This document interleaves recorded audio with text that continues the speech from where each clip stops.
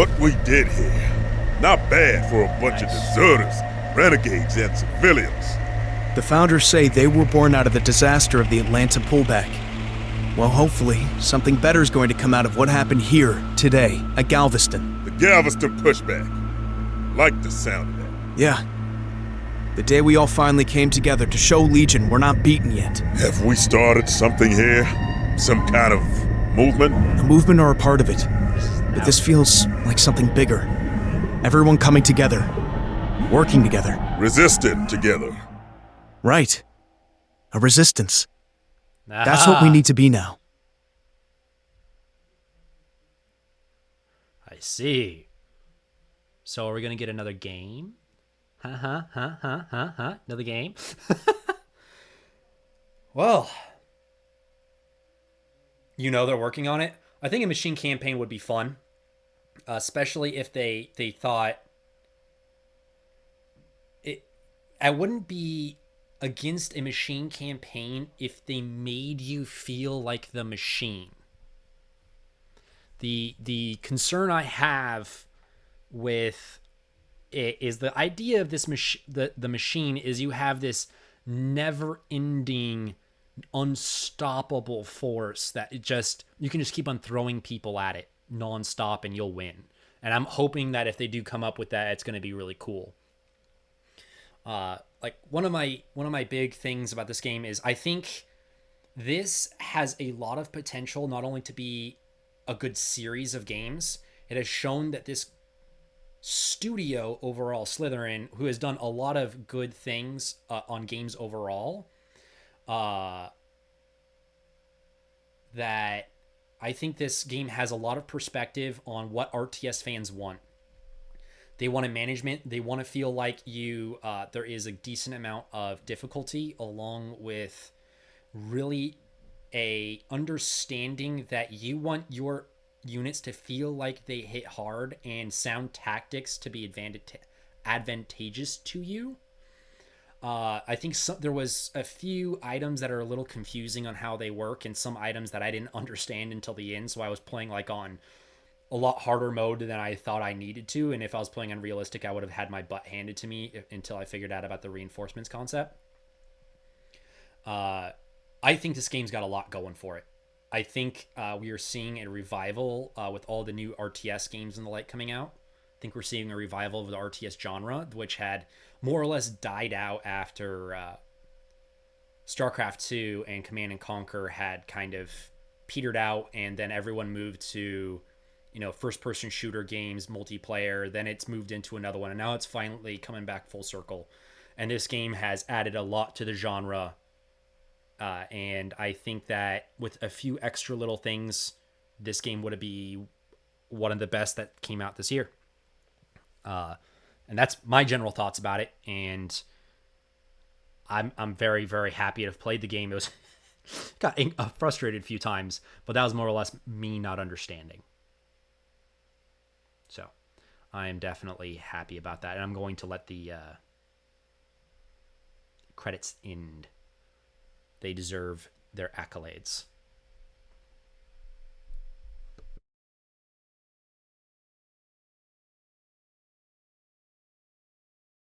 Yeah, this game definitely seems to hit hard. I mean, I was even playing on the easiest difficulty, Mr. Wolf, and I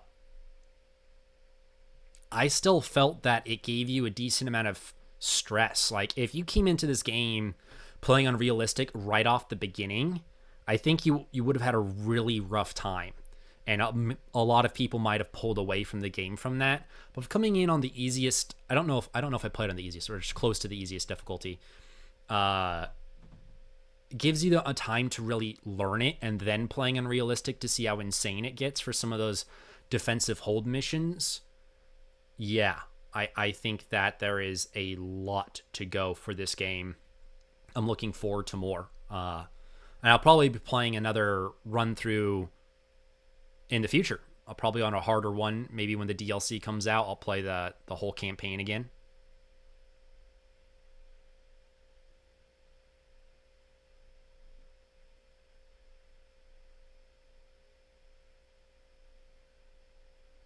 Yeah. some of the things where I'm like running across large sections of stuff, Mr. Wolf, I'm 100% sure if I was playing on the hard difficulty, my guys would just get slaughtered from the few people shooting at them. One shot would kill them. So I'd have to be more tactical use of smoke. I'll have to probably spend a lot more time husbanding units and shepherding them across the map, getting into buildings, dodging things, using smoke as necessary to really make that work.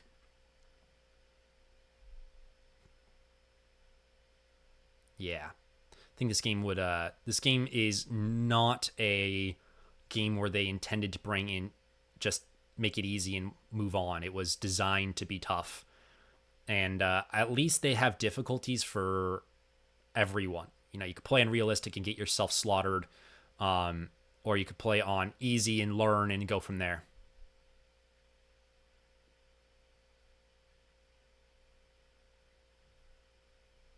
Oh, Vega? Yeah, Vega is surprisingly hard. It is just in general a surprisingly difficult mission. Now I'm kind of curious, if I would have gotten the better jamming system, how would have the game changed?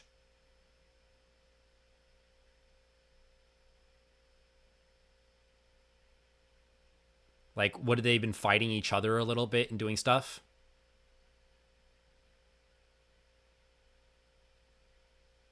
Oh, who knows? So you're encouraging me to play another time. Okay. I see how it is, Mr. Wolf. I see how it is.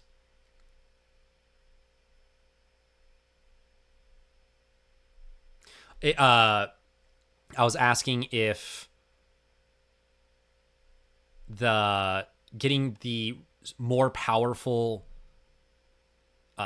jamming system that you go right before you go to the final mission, if you actually went and stole that from the integrators, what would have it gotten you? Like, would have it actually changed the final mission that much?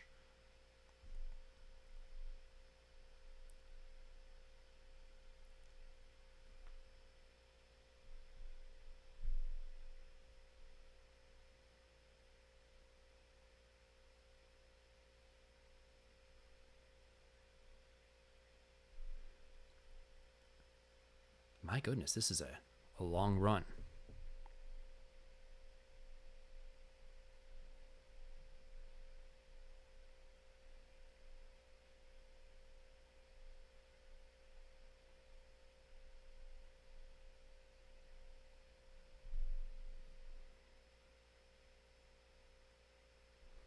Oh, okay. Digital Storm doesn't really help much because it's buggy.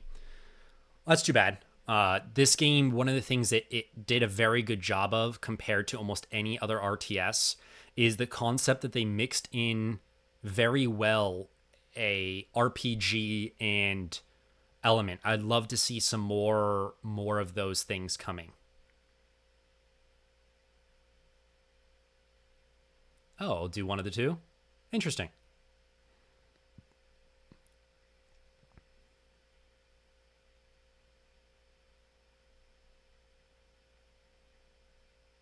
Interesting.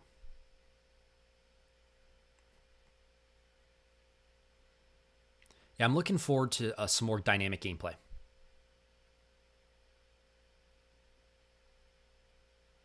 Oh, I'm sure the suggestion channel is full of ideas. This game brought about a more dynamic RTS than most I've ever seen.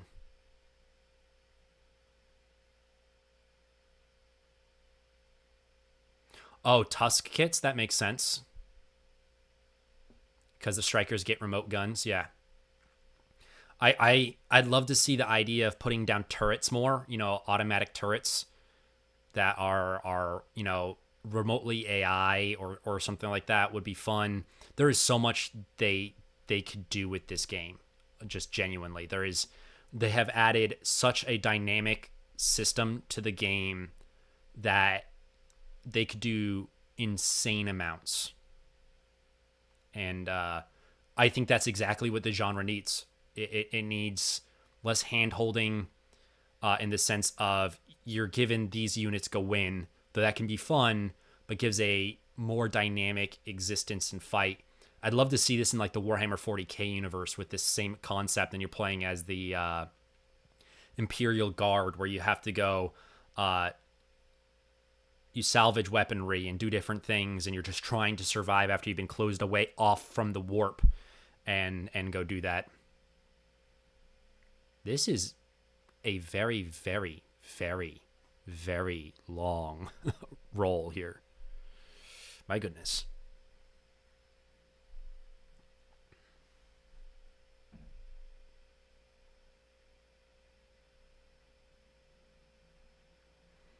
Oh, that's too... Yeah. That's one of the things that makes games die really quick is, in a way, is the lack of mod support. It's one of the reasons why StarCraft lasted so long is the amount of mod support and the ability to adjust the game makes it so valuable to people. The same way Minecraft is still played, one of the most played games in the world, is because it's so moddable. You can make the world into anything you want.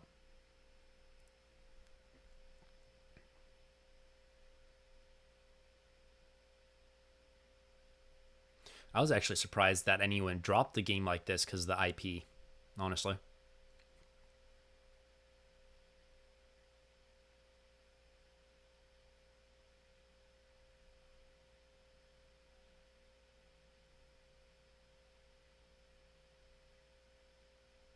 Yeah, there is very, very little lore info on this timeline.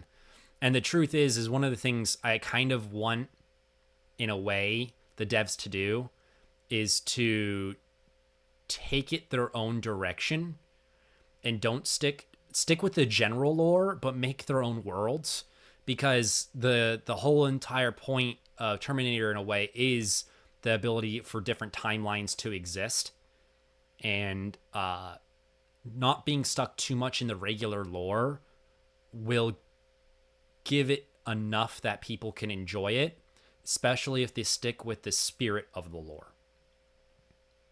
Yeah. But I'm glad that some of the mods are going to try to be part of the lore. That's cool. That gives some nice items.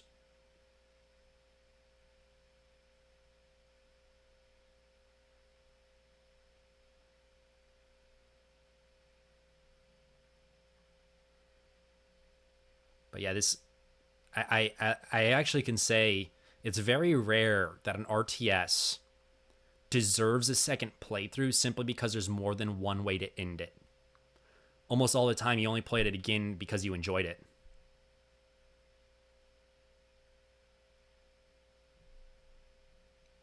It was Dark Fate or nothing. Okay.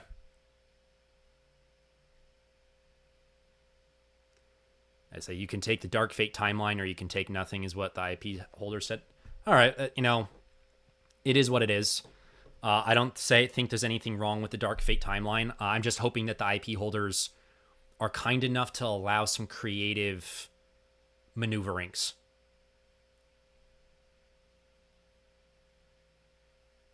Oh wow, second or third playthrough is what it took for you to be able to get it. To get everything. Well, that's impressive. I know at least one more timeline going with the cartel and everything is going to be significant.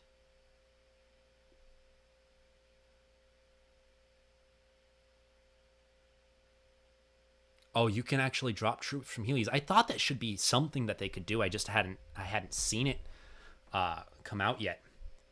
Now, I can't tell if the game's actually still going through the cast and everything, or if this is just a never-ending roll.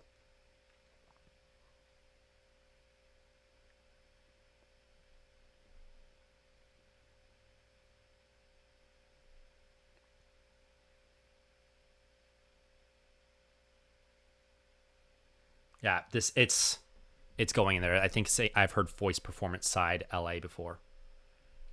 Okay.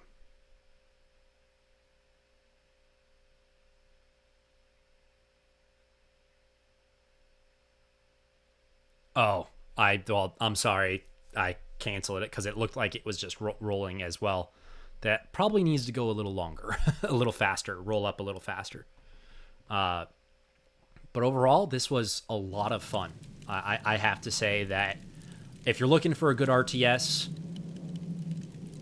and you're trying to just find something that's going to give you a decent amount of playthrough, a decent challenge, and just some fun with multiple choices, and you actually have to agonize a little bit about your choices, this is a game for you. And Mr. Wolf, thank you so very much for spending some time with me today, man. I'm actually going to be ending this stream here, and I won't be back on for a couple weeks because of work. And I hope you have a wonderful day. For those on YouTube, like, subscribe, and comment as you will. And I'll see you in the next game. And if you're on Twitch, leave a follow. Y'all have a great day.